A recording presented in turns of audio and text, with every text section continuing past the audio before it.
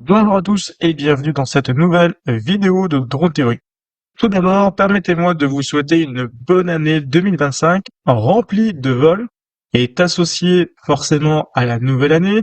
Je vous invite à effectuer, si cela n'est pas déjà fait, votre bilan annuel d'activité sur Alpha Tango afin de vous permettre de continuer à exercer votre activité pour garder votre numéro d'exploitant.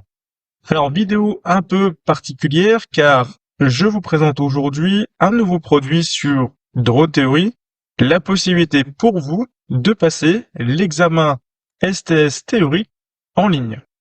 Donc, comme vous le savez, c'était déjà le cas avec ce qu'on appelle communément en France le BAPD, le brevet d'aptitude de pilote de drone, qui est ni plus ni moins que le théorique Open A2 de l'EASA. Donc c'était possible et si vous retrouvez, si vous cherchez, je veux dire, sur la chaîne Drone Theory, vous trouvez des vidéos explicatives de comment s'inscrire sur Test 8 et comment passer cet examen. Aujourd'hui, je vous annonce officiellement qu'en 2025, il est possible de passer le STS théorique et bien entendu de le préparer sur Drone Theory. Alors, comme vous pouvez le voir sur notre site, on le propose à 259 €.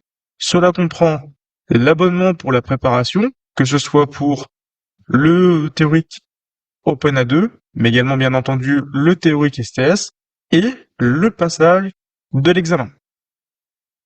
Concernant le passage de l'examen, sachez que vous avez 5 tentatives pour le réussir et cet accès d'examen directement en ligne se fait grâce à notre partenaire PrépaDrone, qui nous donne accès aujourd'hui à son interface d'examen. Alors revenons sur notre examen en ligne STS théorique. Vous allez me dire quelle est la plus-value de passer en ligne comparativement à un centre d'examen déjà assis. Alors, déjà, je vais répondre à une première question. Le niveau de l'examen, on va dire la difficulté de l'examen, parce que j'ai beaucoup de questions à ce sujet.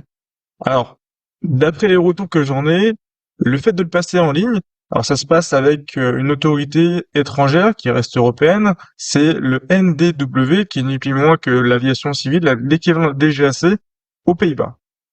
Alors, sur le niveau et sur l'attendu, bien entendu, vous aurez exactement le même théorique, c'est-à-dire avec la même validité, 5 ans, et les mêmes spectres d'utilisation. Vous pourrez du coup ensuite avoir le théorique et passer la formation pratique pour opérer en STS 01 et STS 02.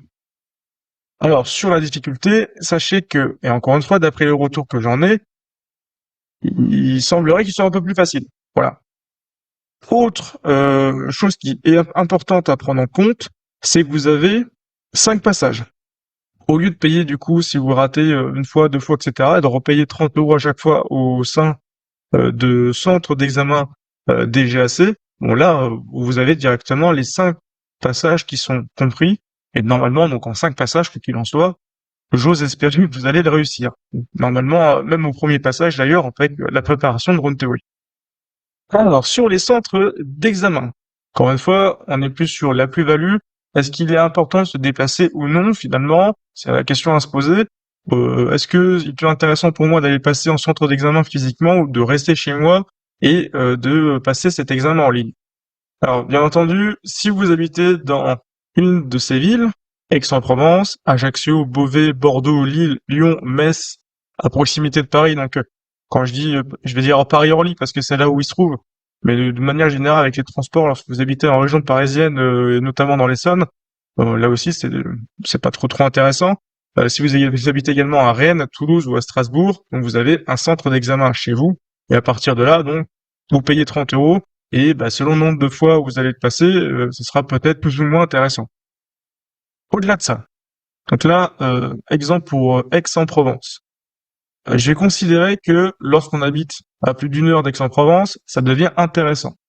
Donc, si je me mets simplement ici, hein, et que je fais un itinéraire, et que je vais mettre un point simplement, hein, déjà, donc à partir de, j'imagine Toulon, hop, juste en voiture, c'est mieux. Donc là, pour nos amis du sud-est de la France à partir du moment où vous êtes un peu plus loin de Toulon. Et il semblerait que ce soit plus intéressant. Alors, pour ceux qui ont connu, hein, il y avait effectivement un centre d'examen à Nice, mais d'après ce que je vois ici, il n'y en a plus. De l'autre côté de Aix-en-Provence, si vous habitez au-dessus d'Avignon, là encore une fois, vous avez plus d'une heure de route entre les frais engendrés, le risque de ne pas réussir au premier passage. Là aussi, il est sûrement plus intéressant de le passer en ligne. On va remonter un peu vers le nord de la France, on va considérer à Lyon. Donc là, si vous habitez en dessous de Valence et que votre centre d'examen, vous souhaitez le passer sur Lyon, là encore une fois, il est probablement plus intéressant de le passer directement en ligne. Je parle même pas de Saint-Étienne, etc., hein, c'est pareil. Hein. Si vous habitez dans ces coins-là, il est sûrement plus intéressant de le passer en ligne. Et si on va vers le nord, à partir de au-delà de Mâcon, il est très possiblement intéressant de le passer en ligne. Alors ensuite, si on regarde ici, on n'a plus trop de villes se situant dans la vallée du Rhône d'une part, mais entre la vallée du Rhône et la Lorraine, je ne vois pas trop de villes dans lesquelles vous pouvez le passer. Donc ça fait quand même un sacré trou hein, entre Lyon ici, enfin, au-delà de Mâcon du coup, et Metz qui se trouve là. Donc si vous habitez ici, donc Dijon, Troyes, Besançon, alors est-ce qu'il y avait Strasbourg? Oui, pardon, il y avait Strasbourg. Donc à partir de d'ici en fait, alors c'est un peu dommage parce que finalement, comme vous pouvez le voir, il y a un gros no man's land ici de centre d'examen, alors qu'après vous avez Metz. Non, c'est Metz, Nancy-Lorraine, hein, c'est directement à l'aéroport, c'est au centre d'examen de l'aéroport. Et après, Strasbourg ici, où c'est également au sein des bureaux de la DESAC. Donc là, les deux sont finalement rapprochés, mais là vous avez un grand no man's land où si vous habitez à Troyes, à Dijon, à Besançon, possiblement, je pense même à Mulhouse, il est sûrement beaucoup plus intéressant pour vous de passer en ligne. Si on repart vers le nord, donc là, ici, vous avez Reims, Charleville-Mézières, qui sont relativement loin de tout, en tout cas à Charleville ou Reims. Reims, je suis pas sûr, je vais peut-être essayer de faire le test, mais il me semble qu'on est à plus d'une heure de Metz. Enfin, de Metz, Nancy-Lorraine, donc c'est un peu plus bas. Je voulais faire le test, effectivement. Si on veut se déplacer de Reims à Metz, c'est assez loin. Et si on souhaite faire avec les circulations qu'on connaît, Reims en direction de Orly, qui est dans le au sud-est de Paris ici, hein, c'est pareil, on est quasiment à 2 heures de route. Donc là, si vous habitez à Reims, Charleville, si vous habitez ici, je pense à Châlons en Champagne, par exemple, il est sûrement très probable d'être plus efficient à passer l'examen en ligne. Alors si on remonte ensuite vers le nord, alors vers le nord, vous avez le centre d'examen de Lille, et là encore une fois, si on regarde avec mes fameux 1 heure de route, étant donné qu'on a une frontière qui est pas très loin, à mon avis, à partir de Saint-Quentin, si vous faites Saint-Quentin, si vous habitez du coup Abbeville ou Amiens ou au-delà de Saint-Quentin, il sera plus intéressant pour vous de le passer en ligne.